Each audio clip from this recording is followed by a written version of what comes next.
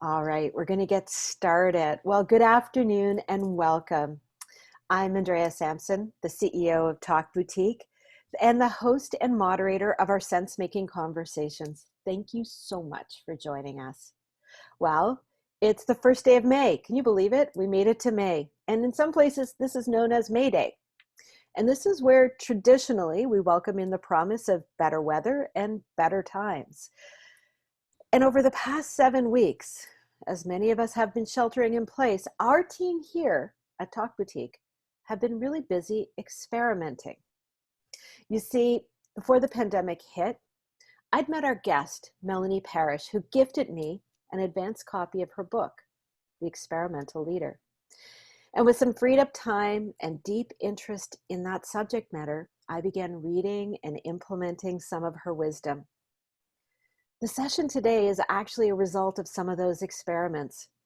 You see, we began experimenting as many of our speaking engagements and coaching sessions were postponed to the fall. And I know that many of you have experienced similar things. And at times like this, it's great to have an experimental approach to be able to try things out as things shift and change. From experimenting on how we work together as a team to the virtual speaker series to other new products we've developed, the experimental approach has helped us be incredibly insightful. And because I believe so strongly in Melanie's teachings, I wanted to share it with all of you. Our agenda for today is for Melanie to take us through her experimental leadership approach for about 20 minutes. And that's going to be followed by an interactive conversation where you get to ask Melanie questions, and I will too. But make sure you put those questions in the chat bubble below because I will bring those out to Melanie.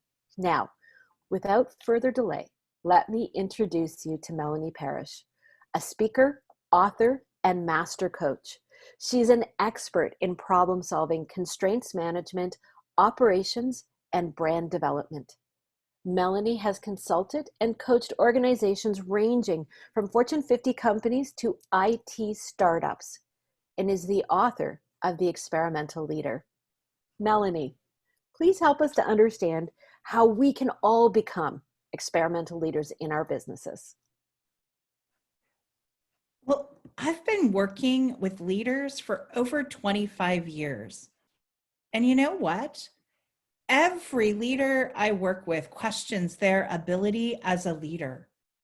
And given our situation with the global pandemic, right now leadership is being challenged on all fronts. The reality is, about 3 weeks ago, most leaders burned their strategic plans and they started experimenting in ways they never intended to. It might be about direction or people or operations or outcomes or even delivery. But regardless of what they're thinking about, the fact is they have questions. They've been asked to lead, and yet no one has taught them how to lead, especially not for these challenging times. Right now, these questions haunt leaders like never before. Many years ago, I found myself in a similar place of leadership. I had started a web company and a coaching company. And overnight, I found myself supervising over 25 people. I was a new leader, and I didn't know how to do it. I started to have a lot of questions. Were they my friends? Should I go out for beers with them? Was it my job to invest in their professional development? We weren't profitable yet, but I wondered, did I still need to give them bonuses? I know this might sound fundamental, but I didn't have an instruction manual. I had to find my own leadership approach. So I started to look around for other leaders to emulate. And the obvious role models were dominant white men. So I tried that on. I tried being bossy and telling people what to do. I tried holding them accountable. I tried being a tough negotiator, and most of it didn't work. But I didn't know which parts weren't working. What should I keep? And what should I discard? I wasn't collecting any meaningful data, so I asked my staff to give me feedback, and I used a 360 feedback tool. I have to say, I was devastated by the results. I had so many places to learn, I didn't know where to start. The longer I tried, the worse it got. Eventually, my team had stopped sharing ideas because it didn't feel safe. So I tried being a more democratic leader. I got lots of feedback. We created shared values and a mission statement, but then new team members came and old team members left, and those things sort of fell away. Eventually, the team became immobilized by too much input and too little direction. Then I read about being a servant leader. Every day I stopped what I was doing and I made my team lunch. I never found my feet. It was really hard to find a clear path. I was doing some of the right things. Some of these were valid leadership strategies, but none of it was working for me. I couldn't count on it. I wasn't inspiring my staff. In all honesty, they were ready to revolt, and they didn't like or trust me. They were probably talking behind my back. It was an incredibly vulnerable time for me. I didn't have the map for the journey that we were on, and my team, they really wanted me to know what to do.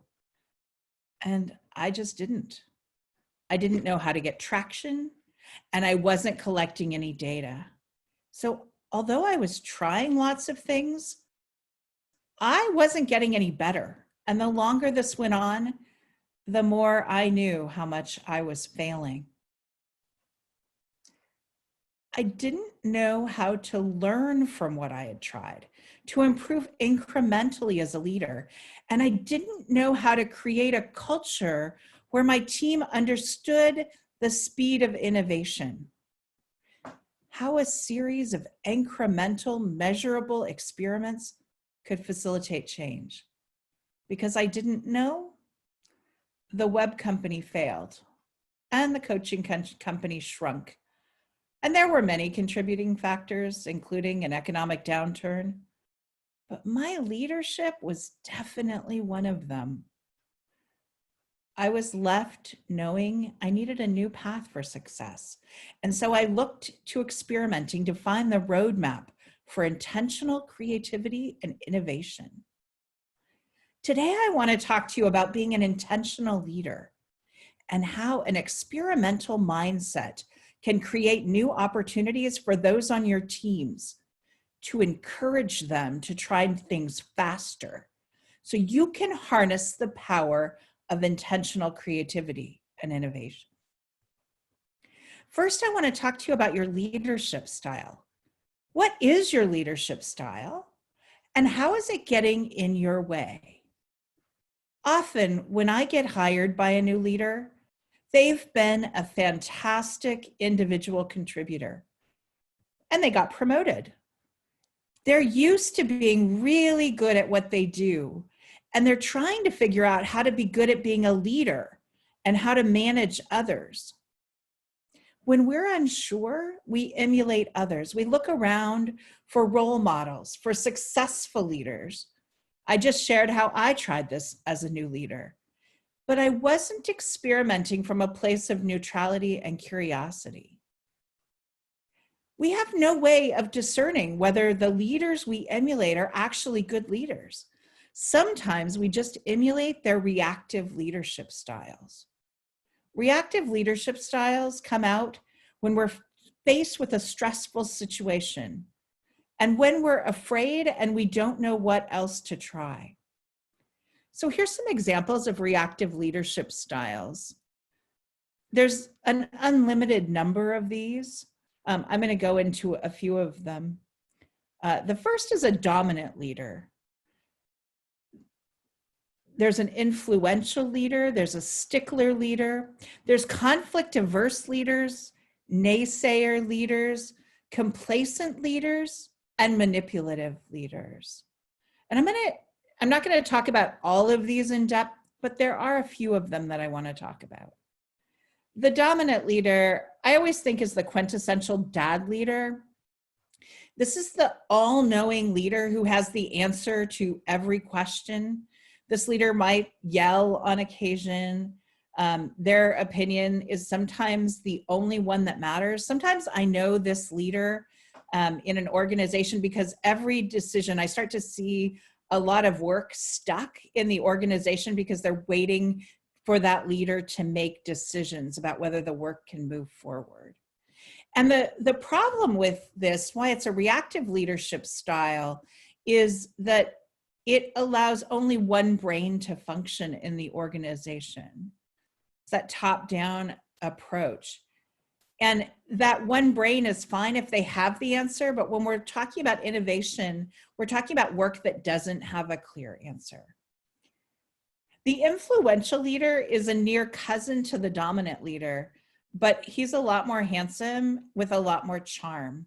The influential leader still puts his opinions first, but he's able to charm the rest of the organization into believing that position. I'm saying he, it doesn't have to be a man, it can be a woman as well.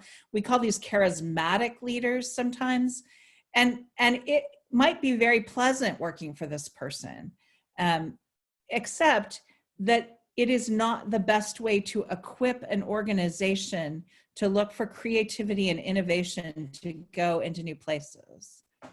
The other one that I want to talk to is a manipulative leader, and the manipulative leader might use force like the dominant leader or charm like the influential leader. The difference with the manipulative leader is they are using charm and force to put forward their own ideas, but instead of it being for the benefit of the organization, in this case, the manipulative leader usually has their own best interests at heart. These reactive behaviors get in the way of the free flow of ideas where everyone's thoughts are on the table, and the ability to have a large number of thoughts gives the most options for consideration and problem solving. So what's the alternative to these reactive leadership styles? I always say the first step is to become a blank slate. Clear out the reactive behaviors and first start to honor listening, become more absorbent, open the communication pathways, talk to people about what's working or what's not working, become neutral in your response. And then if you are able to do that, then you can start to become an experimental leader. What we want is for everyone's brain in an organization to be working on the problems of the organization. To open up to the free flow of ideas, we need to shift our leadership approach. When we lead by default, we emulate by default. And as a result, we find ourselves in reactive leadership styles. However, as intentional leaders, what's really important is to first foster internal neutrality, to invite others to join you as thinkers and problem solvers. Once you have a team of thinkers and problem solvers, what do you do with them? How can you best utilize these individuals to harness the best assets of your organization? This is where you start to develop an experimental mindset. I want you to know you can make the magic happen. What happens when you experiment? Well, something is going to happen. And at first it might be small, and eventually it will get more and more interesting. In order to start experimenting in your organization, you as the leader need to first Become a good experimenter yourself. And remember, this is skill drilling. You're not trying to be perfect. You're not trying to change the organization at the beginning. You're actually trying to learn the skills of experimenting. And I always recommend you look for something small, something that annoys you just a little bit, a process in your life that you think, if I just spent a little time on that, I could probably solve it. It can be in your personal life or your work life. While you're skill drilling, it really doesn't matter. You want to put some constraints on your experiments. You only want to have a single variable experiment. If you start by changing 10 things, you're not going to know which thing worked.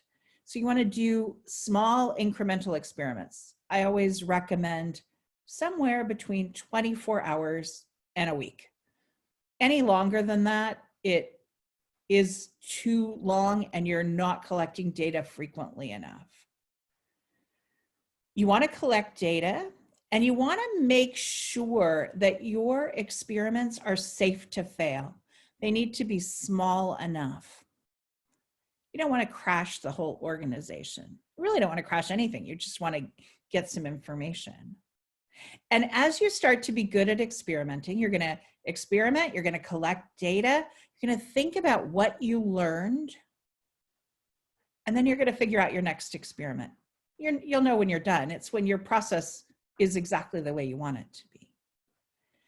And after you're good at experimenting, then you start to invite the people on your team to experiment too. The language that I always recommend you use when you start to teach others is, what's the next thing you want to try? Can you come and tell me what you learned tomorrow? And help them start to create experiments in their work. Remember, you want to teach them how to make their experiments safe to fail. And if it isn't safe to fail, relook at the experiment. Perhaps it's too big. Make it small and incremental. Iteration is what we're going for. You can start to be a leader who harnesses your best assets and the collective brains and minds of your team to work incrementally to better the organization, because you are a leader of leaders who are inspired to drive change. So what happens in the organization when people start to experiment? Well, incremental change creates confidence, and people start to discard learned helplessness. The leaders of today with the pandemic, they fall into two camps. They're either day drinking or they're addressing the feeling of helplessness with action. With an experimental mindset, everything can change. The foundation starts to shift and people start to act faster. Problems are no longer barriers. They're simply information providers. You can create a culture that sets the organization up for intentional creativity. The most powerful force is a team that believes change is possible and they look for it everywhere. They collect data that comes from their experiments, because an experimental leader is also a data-driven leader. Teams become confident in their actions and they start to ask why. They start to ask, why do we do things this way? Everything is on the table to change. They understand the value of safe to fail, and they look for those opportunities. They incrementally create change at every layer of the organization, and then they iterate that action regularly. This is the way that intentional creativity happens. And intentional creativity leads to sustained innovation. When we experiment, we create the possibility for change everywhere. When I think back to the first experience I had in leadership, I was so naive. I thought I could figure it out. I'm a smart person, right? I had read papers and many books, and I talked to people, and I found myself leading people, but what I didn't have was a plan. I didn't have a vision for my own leadership, and it looked a lot like the flavor of the month club. I knew I had to change my approach. And so over the last 20 years, I've delved deep with leaders, thousands of hours of conversations. I've become an expert at understanding how to help others become expert innovators by using an experimental leadership approach.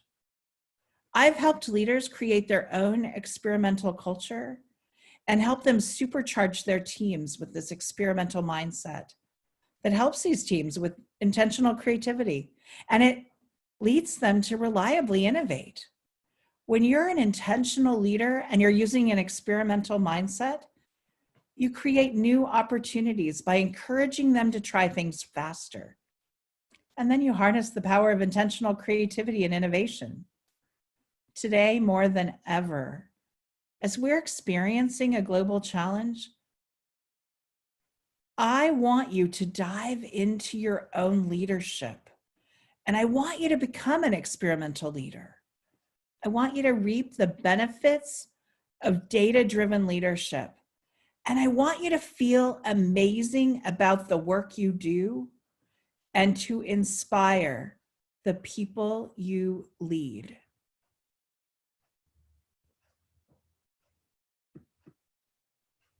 Thank you. Thank you, Melanie. That was fantastic. I'm sure I speak for everyone where that, and I say that was really a lot to take in and a lot of really valuable information.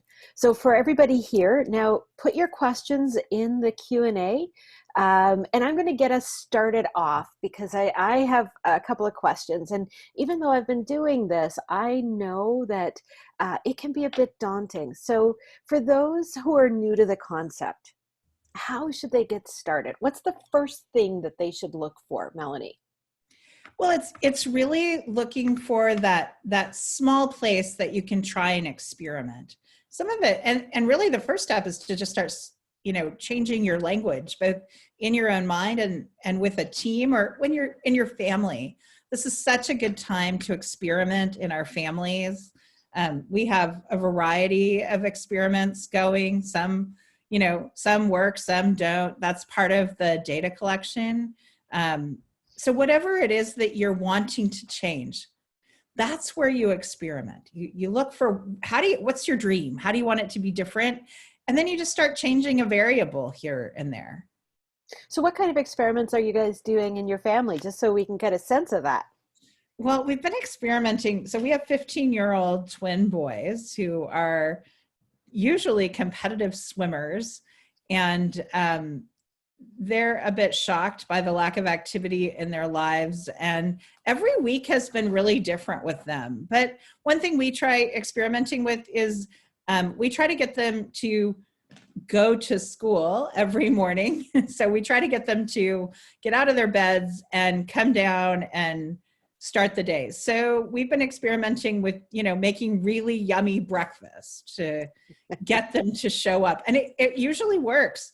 Although yesterday it didn't work. And so my husband experimented with telling my son that the dog was locked in a room. And he got right up and came right down. It was like magic. It wasn't very sustainable though. So we can't try that every day, so it's funny. So, it's challenging times right now as we're all finding a new normal. And, you mentioned in your talk that, a few weeks ago, most leaders tore up their strategic plans. And they're all, so many companies right now are struggling with where do we go from here? How do we reorient ourselves? So what advice can you give to businesses who are in this situation?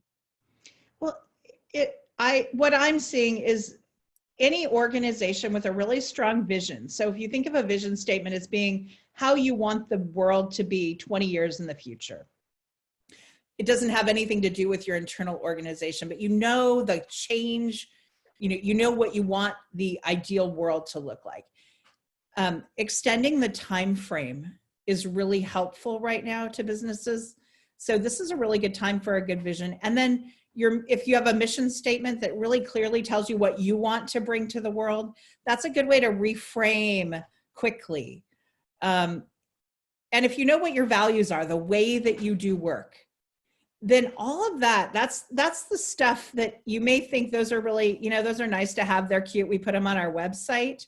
But when you're trying to make decisions on the fly, when you're trying to figure out which direction to go when the bottom falls out, those are the foundational documents that you need to go to. And if you don't have them for yourself personally, you don't have them for your leadership, you don't know who you are as a leader, what's your stake in the ground, that's the place I would start. I know it almost sounds, I almost feel like it's not very sexy to talk about vision and mission and values right now. But there's almost no way to orient to a new world without that solid foundation. So do them real quick, like do them in an hour and get something that's like an experimental vision, mission, values statement so that you can run the ideas that you come up with against it. And then you want to see what you intend. So what are your intents? And I talk about this in my book. And it's one of the hardest chapters in my book. It's really meaty. There's actually even some bonus material I've created because it's hard to get. But where do you intend to go? Do you intend during this crisis to grow?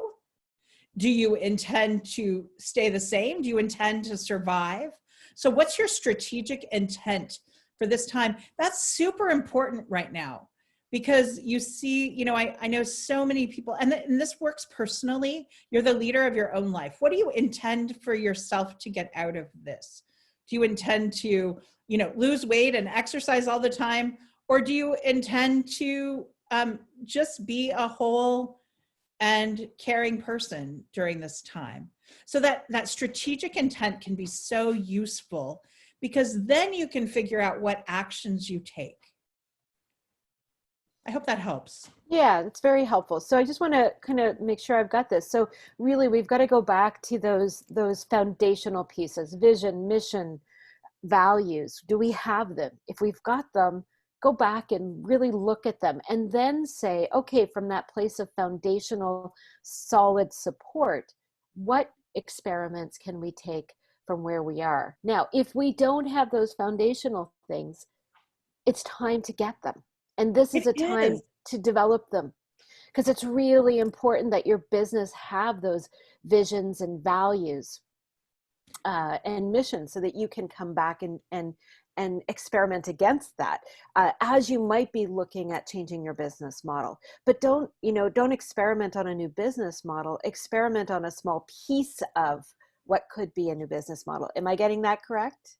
Yes. And, take an experimental approach to your vision, mission, and values. Do it as a draft. I always say anything that's urgently important to the whole organization, make sure you never do a final version, always make it a draft. Yeah. So that you can reevaluate it on a regular basis and see what needs to change. And it's so much easier to get a draft through because you're experimenting with it, you're checking it. And so, there's an approach to this I'm realizing as I'm talking to you that's experimental. And I have never submitted a proposal to a large organization that didn't say draft on it. Yeah, it's a good point, right? Like all of those drafts are really experiments in is this what we really mean? Is this what we really mean? And so you're testing it every time. It's like we would never buy clothing, especially as women, without trying something on. Because you gotta, so I always, especially with mission and vision, it's like, you gotta try it on for a couple of days. Does it fit me? Do I feel okay with it? Is it pinching me anywhere? And so that vision, that mission, those values have got to feel comfortable. And even when they're comfortable, then you've got to say, are they too comfortable? Because and just, I love your metaphor of shopping for clothing. That's why we have tailors and alterations. Where does it give you enough room? Where does it constrict you? Where do you want it to constrict you or constrain? Where do you want constraints? And where do you want freedom? And so Right. I think those are really good things Mm. to talk about. So Sarah, who's with us, is asking, how do you inspire a boss to take more of an experimental approach to empower ideas rather than block them? I think this is really interesting. And over the years, I've been asked to do interventions by, I've been hired to come in and work with a team that sees their boss as a problem. Um, I think it's delicate. I think it's careful work. But giving your boss my book might be a good start. It's a $20 investment in Canada, and it might have them think about things in a new way. The one thing that I do want to say is when I talk about reactive leadership styles, and people who block probably are leading from a reactive leadership style.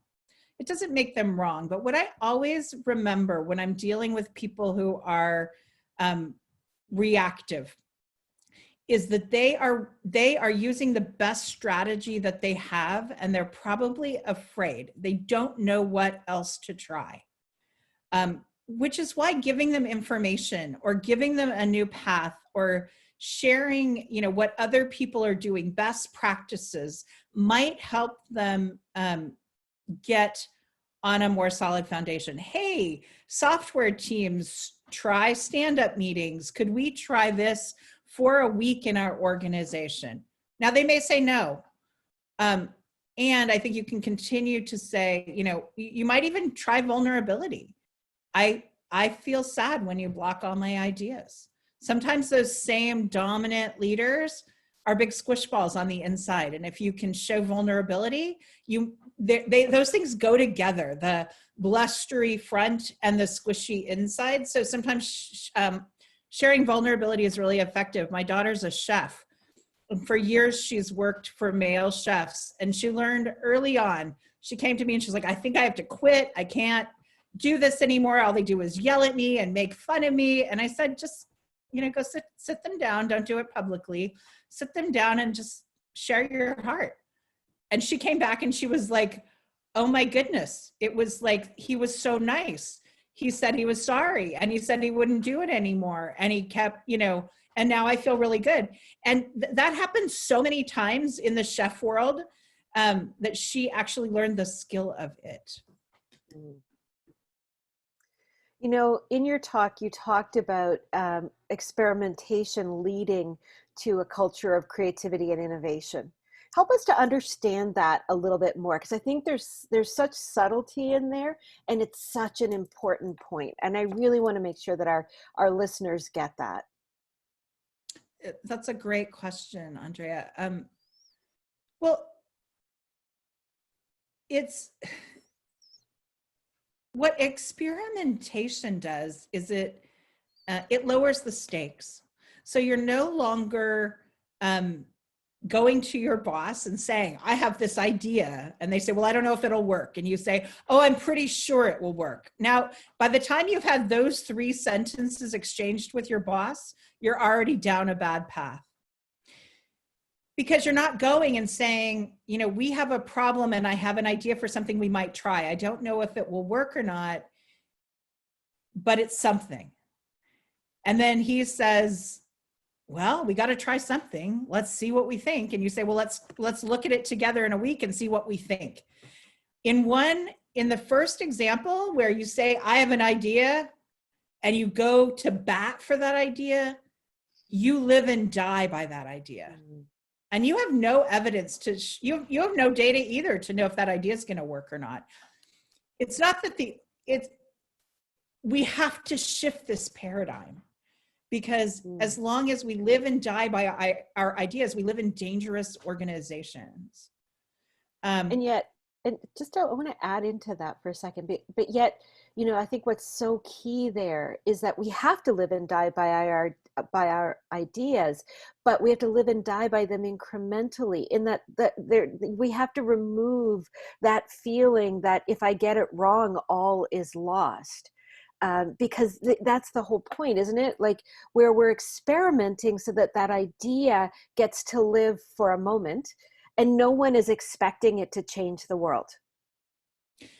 That's right. We don't want to ask our people, if we're leading, we don't want to ask our people to go all in on something speculative. We actually want them to bring us data. And so by using an experimental culture, we can start to give people permission to experiment. And then they're coming to us and saying, hey, I've got some proof of concept here. I think we can move further into our experiment. They're still not having to live and die by their ideas, but we start to have some data. So many organizations are investing so much before they have any data. And if it fails, like, which many of our experiments are going to fail. You know, I put a chart on the fridge the other day to see if I could get my kids to do music practice. Utter failure. Didn't work at all. If I had to live and die on that idea, and I had to, like, you know, go create parenting videos to tell people how to parent their children, and all I had was a chart, that's stupid. The second day, I just tried telling them I was going to take their phones till they did music practice, and it worked like a charm. I still don't like the experiment, but I know that I can affect it.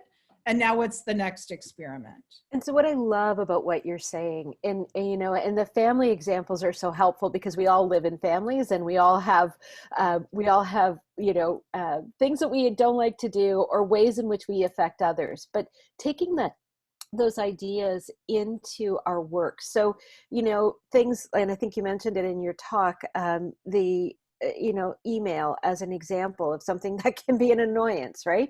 You know, what if we turn it off for an hour? What if we don't answer it for a half a day? These are low risk, but they're easily done. What happens? It can be as simple as also looking at different tools. You know, we're all now living on various video conferencing tools. And so turning off your video or turning it on, these are little experiments that can have impact in the way in which we work together as a team.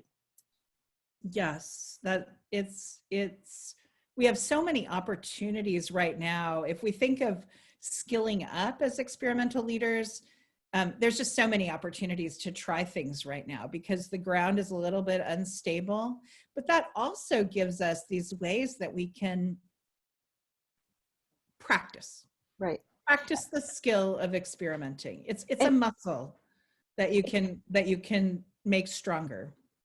Absolutely. And I think it's a muscle and it's a path, because to your point is it leads us to somewhere creative. It leads us to innovation. And you know, what company today doesn't have innovation somewhere in its strategic plan? You know, the reality is everybody wants to be innovative, to be leading creatively in this time of massive and rapid change. And yet, if we're putting all of our eggs in the basket of innovation without experimenting, I think we're probably, what I'm hearing from you is that's probably a bad idea. Yes. Well, and it's so interesting experimenting in business right now. It's one of the reasons that I sometimes recommend that people start the skill drilling at home, because any experiment you try, and I want to just say this right now, if you're doing it in pandemic times, the experiment you tried 7 weeks ago may not have worked 7 weeks ago, but it might work now. So I am recommending for my clients that even if they got a clear no, they may want to do some repetition, because the variable that's changing is the world. It may or may not be the experiment. So it's interesting right now to experiment in business. I know last week, I'm really dialed into book sales right now. So 2 weeks ago, Canadian book sales were much higher than US book sales per capita or whatever. And in the US, only escapist reading was selling. But last week, book sales on Amazon.com were back to pre-COVID levels. So whatever people were trying about filling that gap for Amazon, that world just shifted again this week. And so it's such an interesting time to experiment, because the ground is shifting. And I just think that just remember, the variable may not be in your experiment, it may be external. No, that's really, really good. Um, Good advice. As we look into our own organizations and start to wonder what might help us as we move forward. Um, so as we're sort of winding down, we've got time for maybe one more question. Um, you talked in looking at the default styles of leadership, and how do you recognize either where you are in a default place or maybe where your boss is in a default place, and how do you help them to maybe, or yourself, to shift out of it? Mhm. Again, you always want to remember these are reactive leadership styles. Every now and then I have a friend who calls me and they're like, I can't figure out which leader I am. And I'm like, well, I don't want you to be any of these leaders. These are not to aspire to. So the thing to remember is these are reactive leadership styles, and we all may try to protect ourselves in a variety of ways. So we may see a little bit of ourselves in all of the leadership styles that I talk about in my book. For our bosses, remember they're afraid. So whatever their leadership style, whatever reactive leadership style you see in someone else, always remind yourself that they're afraid.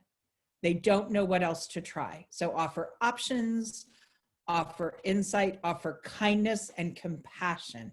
It's not easy, especially if their reactive leadership style is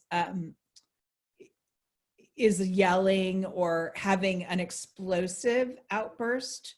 But do try to find a quiet time later to say, gosh, that style didn't really work for me.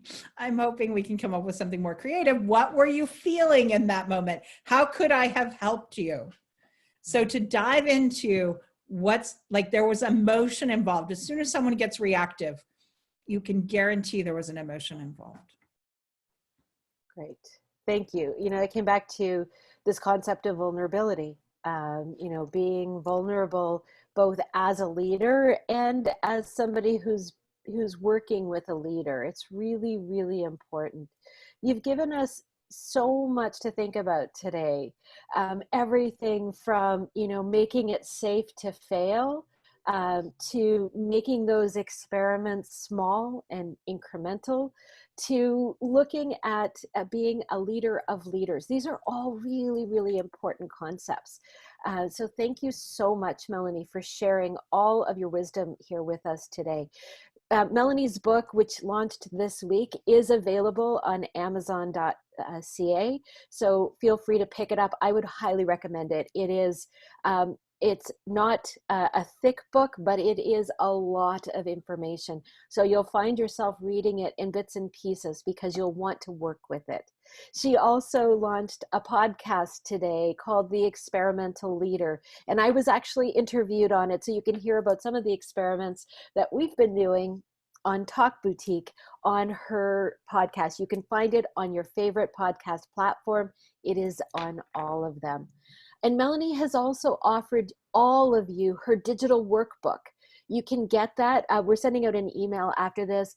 The email address to get that digital workbook will be listed in that email. So please take her up on that. It's an amazing offer for you to really pull in some of this learning and get it into your bones. Next week, we are so excited for our virtual speakers series. We've got 2 changemaker sessions, one with business foresight expert Betty Ferreira, where she's going to talk to us a little bit about how hindsight can become foresight. And then we're going to talk with Anne Connolly, who's an expert and a recognized go-to on decentralization and the use of blockchain. And there's been plenty of talk recently on how decentralization and blockchain will impact our very near future. And then we have two sense-making conversations next week. First one on Thursday with Cherry Rose Tan, who joined us earlier this week. Cherry Rose is an expert on mental health for leaders, and she's going to take us a little bit deeper into some of the work that she's been doing in that area.